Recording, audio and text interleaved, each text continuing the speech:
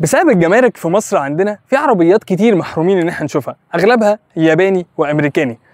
بس في فرص زي مبادرة المغتربين العاملين في الخارج بتخلينا نشوف عربيات مش متعودين نشوفها في السوق المصري، ودي واحدة من العربيات دي. انا صابر ودي هوندا زد ار في، واحنا بتوع عربيات.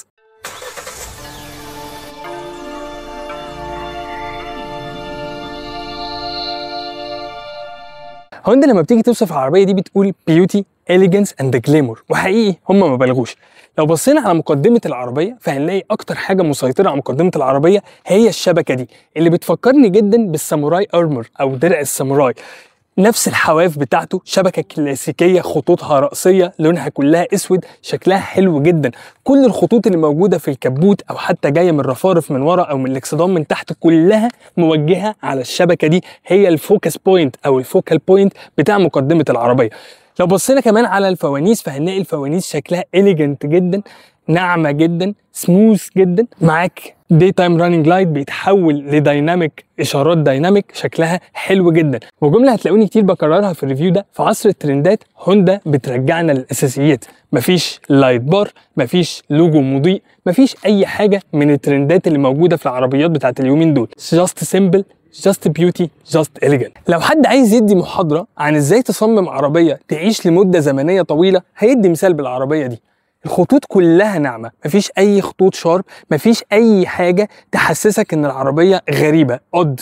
كلها خطوط جينيريك جدا، ناعمه جدا. الخط الوحيد اللي ممكن يبقى فيه شاربنس هو الخط اللي موجود في البدن من تحت فقط لا غير، وحتى ده انعم من عربيات كتير بنشوفها دلوقتي. البيلت لاين، لان العربيه صغيره فالبيلت لاين عالي، بس يديك مساحه زجاجيه تدخلك اضاءه بشكل كويس جدا، وده مهم جدا في عربيه زي دي ما فيهاش سان روف او سقف بانوراما في ولا فئه من فئاتها. لو بصينا على الجنوط هنلاقي ان الجنوط واخده شكل البومرانج، 5 بومرانج حوالين 5 مسامير. حقيقي شكلهم حلو جدا، وشكلهم فيه طابع تراثي مع طابع مودرن. مفيش اي باكيتات سودا لا من تحت ولا حوالين الجنوط. ممكن دي شويه تبقى مش عمليه وتخلي ان الحاجات دي تتجرح، بس الفكره الاساسيه ان ميبقاش فيه اي خطوط غير لون البدن تقطع التصميم السموث والفلوينج سلويتس اللي موجوده في العربيه. من الظهر نفس اللغه التصميميه مكمله للفلوينج سلويتس مع التنفيخات الناعمه جدا السموث جدا اللي ما فيهاش اي ترندات. نفس الكلام، مفيش لايت بار، مفيش اي الوان مختلفه عن لون البدن. تقريبا الحته الوحيده اللي هتلاقيها مختلفه عن لون البدن هو الديفيوزر الخلفي اللي بيوصل ما بين فتحات الشكمان فقط لا غير.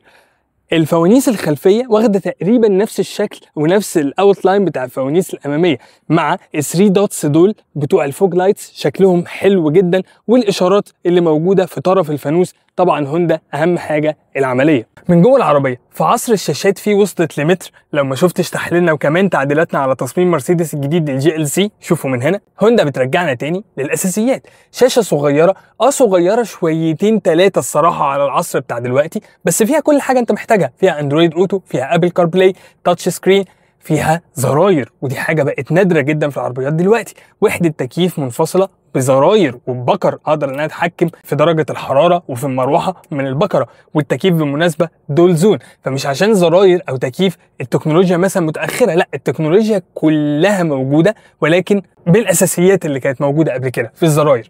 عجله قياده دائريه 3 سبوك، مفيش بقى العجلات الجديده اللي مبططه من هنا او مبططه من فوق ومن تحت او شكلها فيوتشرستيك زي مثلا العجلات بتاعت بي ام دبليو. فتحات التكييف، طبعا تكييف هوندا مش هنتكلم عليه، بس فتحات التكييف مكانها منطقي، شكلها سموث وناعم جدا وبسيط، خط واحد وفتحه كبيره تعرف تتحكم في اتجاه الهواء بتاعها، وطبعا بتتحكم فيها مانيوال. كراسي كهرباء الاثنين، كرسي السواق فيه 8 وضعيات او 8 حركات اتجاه حركه، وفي كمان ميموري سيتس موجوده في الابواب بزراير برضو، مش محتاج ان انا اقعد الف في الشاشه عشان اعرف اشغلها. معانا في الطابلو من فوق انوار ليد اماميه وخلفيه، والخلفيه بالمناسبه تاتش. الفتيس السي في تي العبقري بتاع هوندا، زرار الدرايف مود، هيل ديسنت كنترول، فرامل اليد، الكهرباء برضو بزرار، والاوتو هولد بزرار. والحته دي تاخدنا لاكتر 4 حاجات هتضايقك في العربيه.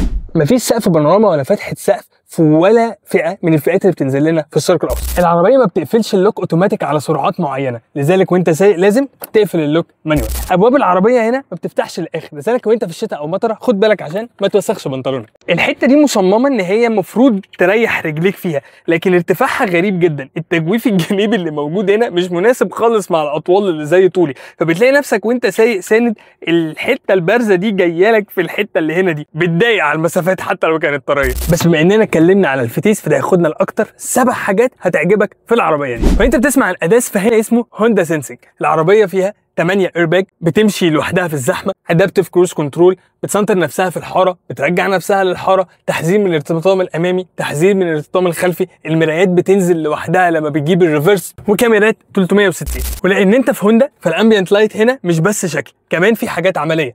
عندك هنا لمبه سهاري تنور لك التابلو كله، هوندا مسمياها مون لايت.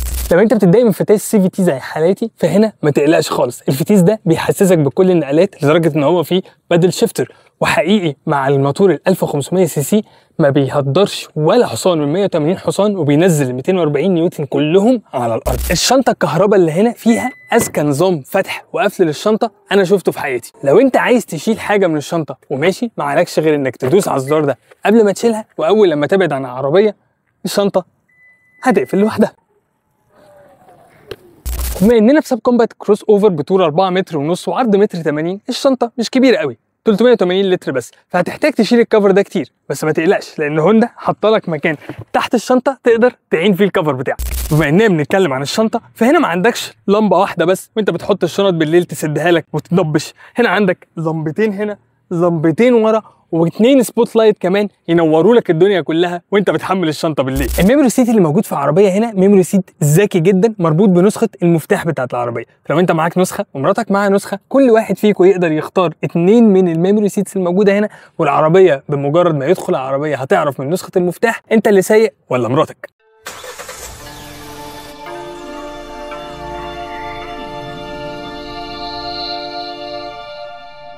تجربة القيادة، حقيقي ان العربية ثابتة جدا، دي اكتر حاجة هتاخد بالك منها اول لما تسوق العربية. العربية ثابتة جدا، توجيهها طبعا مباشر جدا جدا جدا.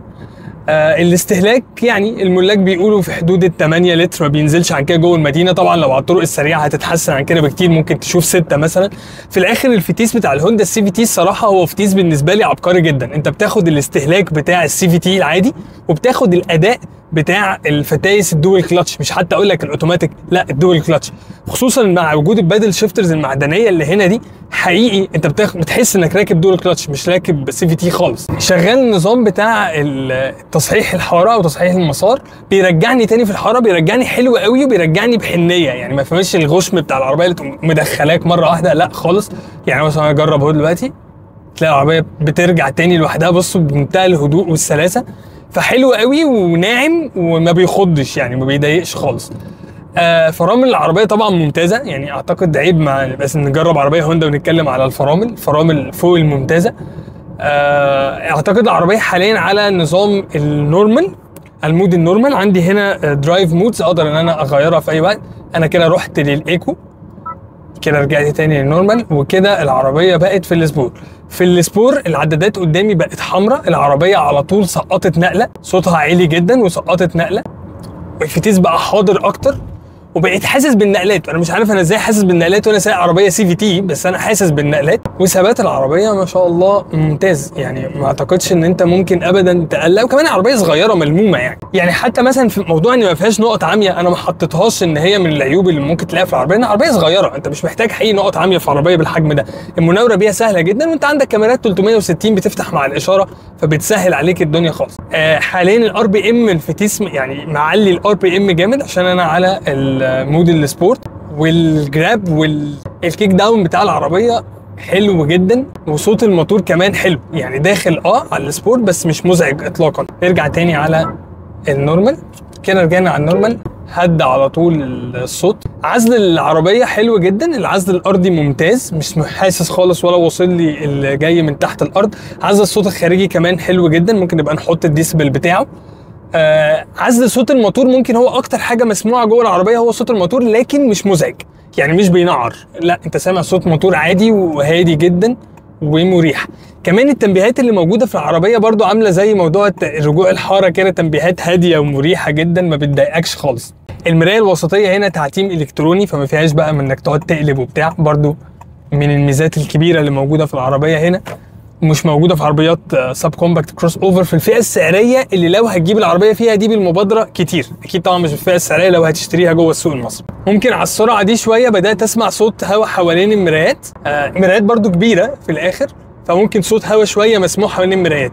اول ما عديت وصلت مثلا 120 بدات اسمع صوت هوا عند المرايات، بس تحت ال 120 انا ما كنتش سامع الهوا ده خالص. لكن الثبات بقى فوق ال 120 تحت ال 120 ما اختلفش خالص، ثبات العربيه الصراحه ممتاز جدا. بس ما اعتقدش ان هي هتصفر، يعني هو صوت مرايات طفيف، فما اعتقدش ان هو هيصفر مع السرعات العاليه، يعني اعلى من كده، اعلى من 120. ايه هو الراي النهائي في هوندا زد ار في؟ ما تشتريهاش، تفكر فيها، تحطها كاوبشن، ولا تروح مباشره وتشتريها؟ حقيقه انا محتار شويه هنا. لو انت بتحاول تجيبها من السوق المصري هقول لك اكيد ما تشتريهاش، لان سعرها مبالغ فيه جدا ومالوش اي علاقه بقيمتها ومن اللي بتقدمه. ولكن في فرصه زي مبادره العاملين في الخارج، دي واحده من احسن السب كومباكت كروس اوفر اللي انت ممكن تجيبها. لذلك تمنياتي اما ان المبادره تتكرر او يكون في اتفاقيه مع اليابان لحل مشكله الجمارك، وساعتها هقول لك طبعا روح فورا وتشتريها، لان دي واحده من احسن السب كومباكت كروس اوفر اللي اليابان بتعملها حاليا. ده كده كل حاجه عندنا النهارده عن الهوندا زد ار في. شكرا جدا ليكم، ما تنسوش اللايك والسبسكرايب، ونشوفكم في تجربه قياده جديده. سلام.